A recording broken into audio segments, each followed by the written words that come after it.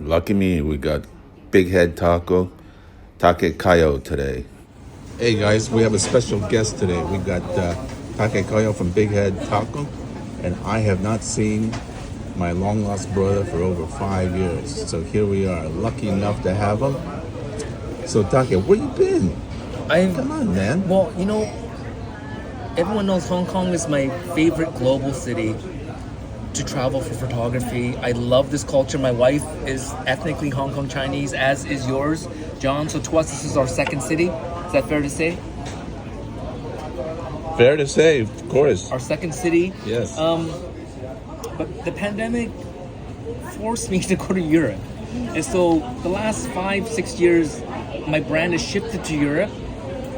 But I was longing for Hong Kong style milk tea. I was sort of dying to hang out in a cha-cha thing.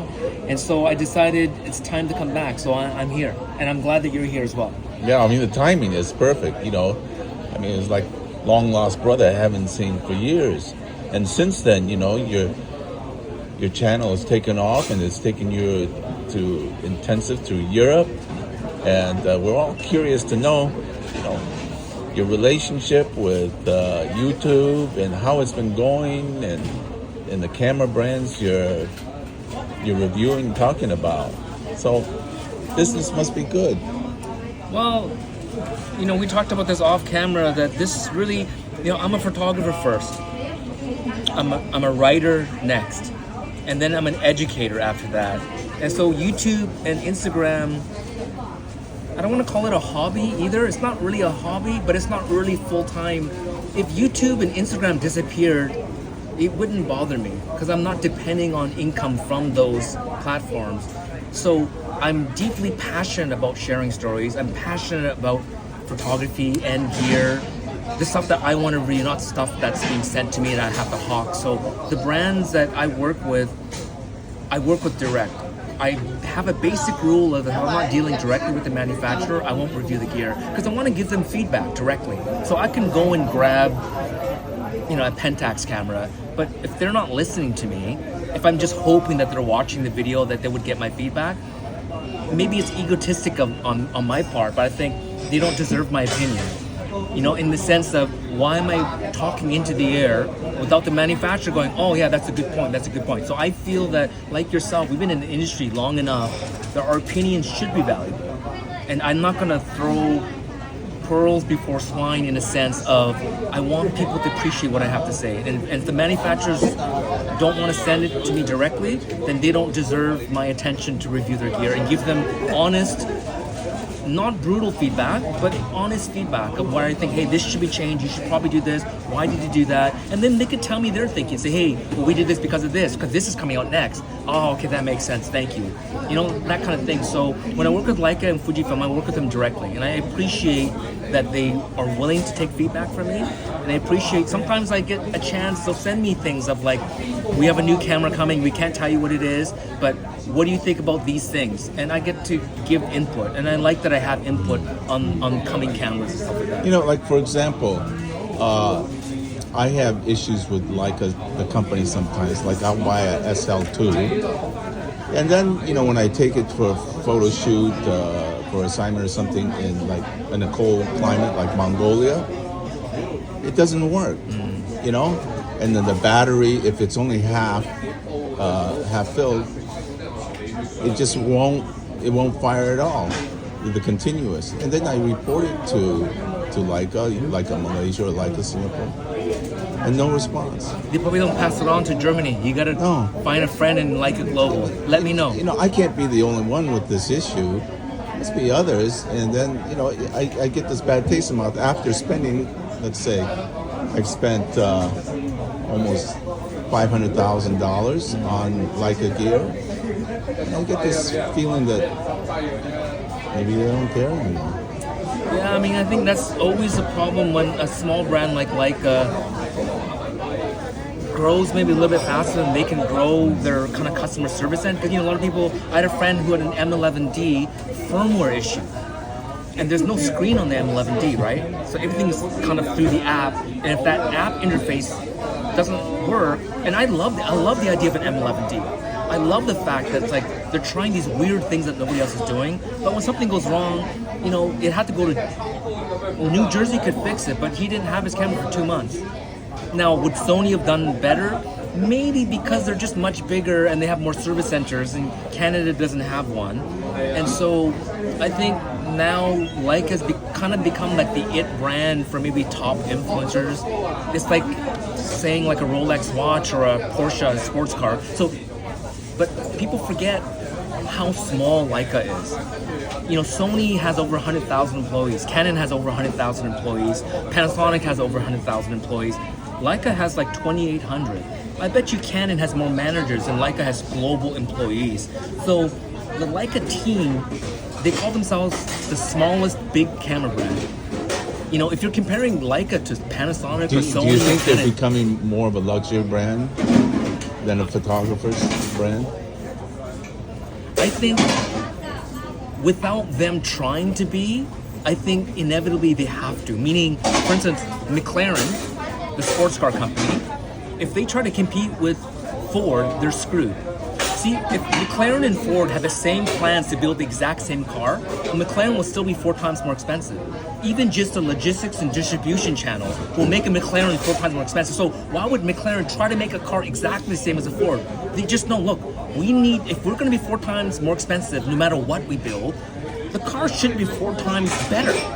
So why would McLaren ever try to compete with Ford when Ford has, 500,000 employees? McLaren has, 10,000 employees?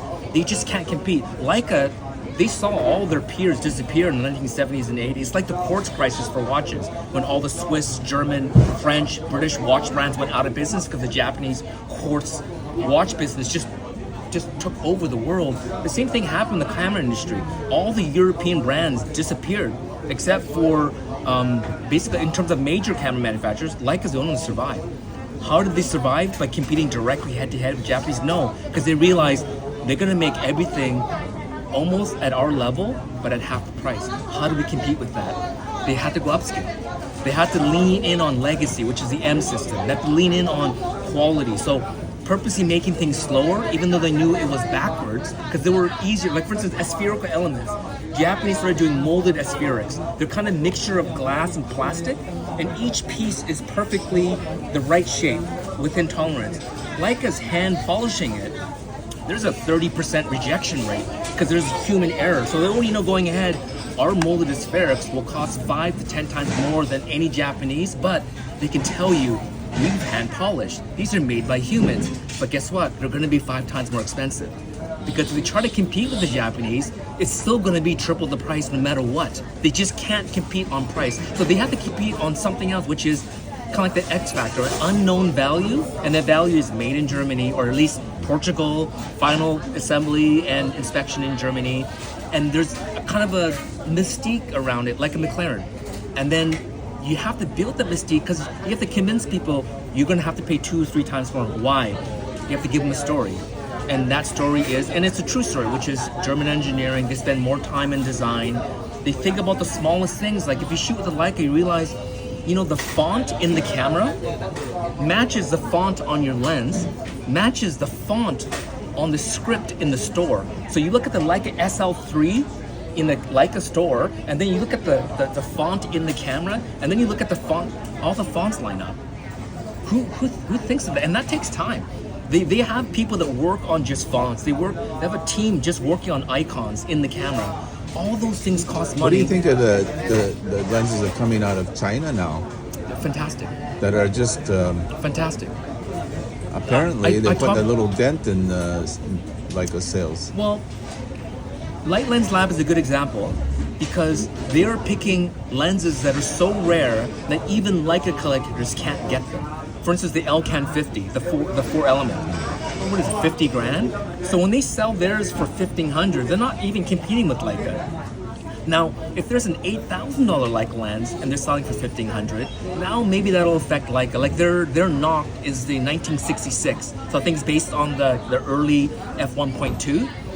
That is a rare, very expensive. So I think that even Light Lens Lab is like $2,000 or $3,000. It's not a cheap lens, but again, the real 1966 is $20,000, $30,000, $40,000. So I would argue it's not competing. I think someone who has the original will still buy the light lens lab because they get an essence of the original lens at a fraction of the price, and so they don't have to take their $50,000 lens out of the vault to go out and shoot.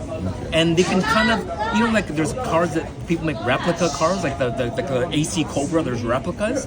It's because they're so rare, even collectors will buy the replica because they only know there's, 30 in the world. So having these replicas gives the average person the ability to be able to drive it without actually the cost of ownership. It gives a guy like me that's like, I can't afford an original knock from Leica, but for $3,000 I get the essence of that lens in a replica lens. And I think that's kind of Light Lens Lab's idea of like replica at a very high level. And I talked to Dr. Kaufman, he goes, they're fantastic. He wasn't upset. It's like, yeah, they do a really good job. And a lot of people at Leica test the Light Lens Lab lenses, and they actually discovered some things while making lenses that even Leica didn't know.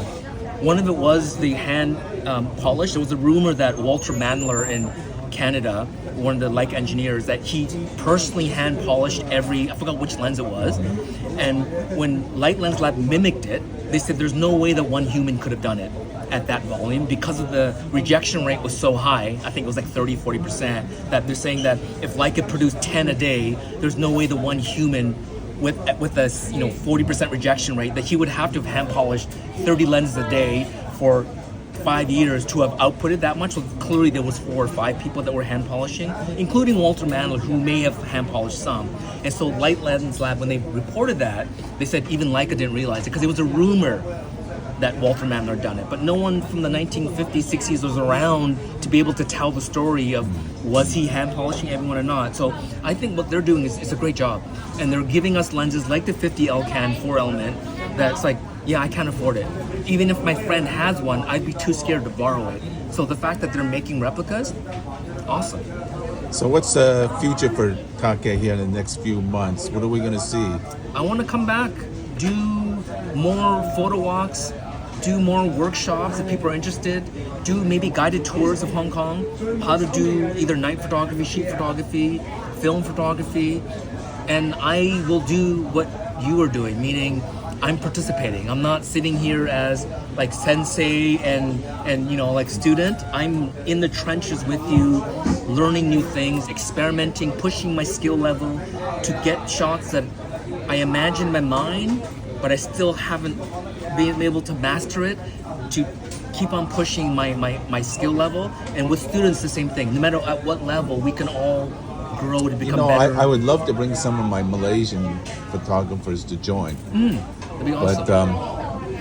But I don't think they'd be able to afford the euros and the USD prices. Yeah, I mean, we're gonna have different tiers. One of them is like includes hotel, includes a gallery show. Leica's gonna come, Cine still might come, like that kind of stuff. Like for instance, this on December 6th and 7th, it's like works out to I think 320 USD.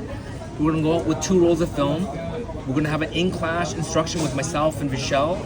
Hit the streets of Hong Kong, shoot 2 rolls of film, have it processed and scanned and delivered by that night. The next day, students will pick their 2 favorite photos, and then the class will critique the work, and then myself and Michelle will give our input of how we think that they can sort of improve on the image. So the 2-day workshop, 320 US, I think, and that includes 2 rolls of film, developed and high res scan, and that includes a photo walk, talk, and discussion. That's very affordable, I think. Okay, that's great. I think they want us to leave. Yeah. It looks like these people here at this Hong Kong style, they want us to leave. But hey, Take, thanks Yes. a lot, man. Oh, my pleasure. I appreciate it. It's so good to see you again, Nice seeing you as well. All right, and they can get a hold of you at Big Head Taco. Everything. Twitter, Instagram, whatever. Thread, YouTube. There you go, and I'll Yeah. put the link down below. And Thanks, I'm sure guys. most of you guys are Big Head Taco fans anyway. Click, click, click. See ya.